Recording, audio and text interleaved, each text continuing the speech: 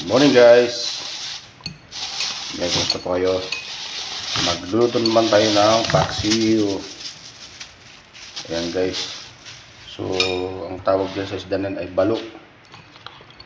Yan sa amin, balo po yan. Tulis yung uso. So, masarap po na pinaksiw yan guys. Hugasan natin.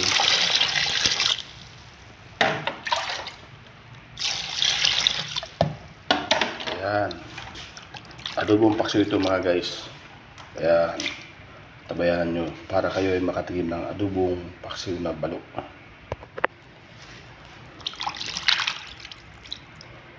Ayan guys. Tanggalan na po natin ng hasang at saka bituka.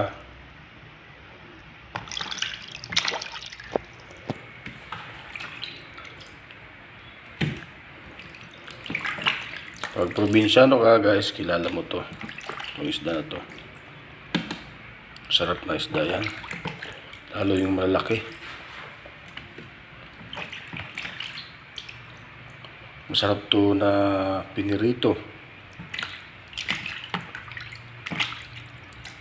Prito, paksiw. Pwede rin yung sabawan. Yung malaki. Yung kasing lalaki ng braso guys. Kasi lumalaki pa ito eh. So yan guys, mahigit 1 kilo yan. Paksiw yan, paksiw. Sa ating pong banlawan. Kailangan natin yung banlawan mga guys. Para makatil tayo na malinis.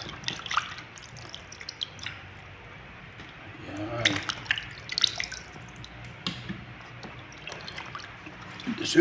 Swerte makakuha nito guys dahil malaking hiwa.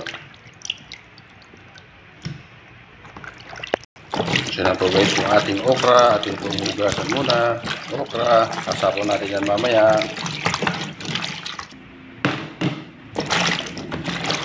Yan ating banlawan para malinis guys.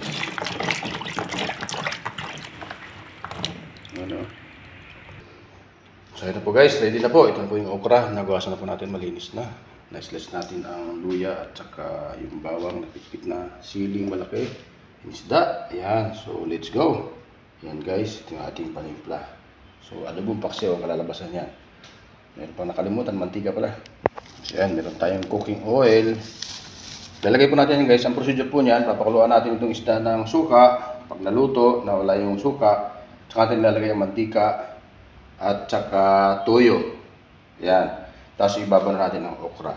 So yan guys. So let's go. Atin na pong isa lang. Okay, so lagyan po natin ng konting luya sa ilalim guys. Konting sili. Bawang yan guys. Tama lang yan ganyan. Para habang kumukulo ay mayroong lasa na lumalabas. Okay, so ilagay natin ang ating isda.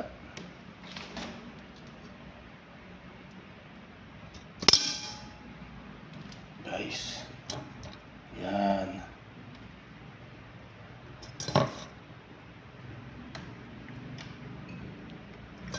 Ilagay natin yung ulo sa ilalim. Yan guys. Ang tawag din sa amin ay balo na isda. Ayan.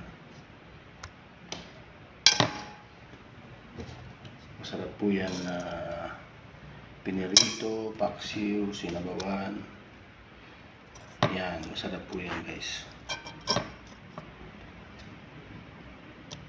Okay. So lagyan natin ang ating mga ingredients guys. Yan, asin. Asin natin, lagyan ng ating asin. Tapos konting lang to guys ha, konting suka. Hanggang sa maluto lang siya.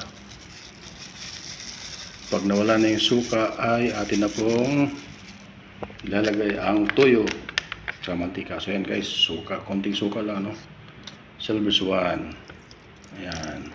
Sapat na po yan guys para maluto siya. Para agad mawawalang suka, hindi lalangoy. So okay, yan lang muna guys. Saka natin titimplan mamaya, bitchin at saka toyo, suka, mantika at ilalagyan natin ng okra. Yan, sulit na natin lalagay yan mamaya pag nalutong isda. So ayan, salang natin guys.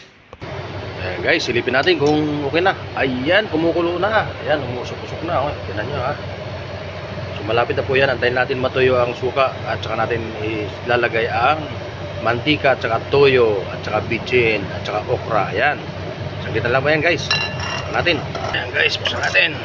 Ayan, so nilagyan na po natin ang ating okra. Ayan, nagtimpla natin ng asin bitchin, tsaka toyo, mantika. Ayan, nandiyan na po. Mga 5 minutes lang po yan. Luto na po yan guys. Thank you for watching. Sana nagustuhan nyo at meron kayo natutunan. Itong klaseng pagluto ay simple lang. Ayan, maglagay ng gulay para masustansya at para masarap ang kainan. Thank you for watching and God bless. Bye-bye.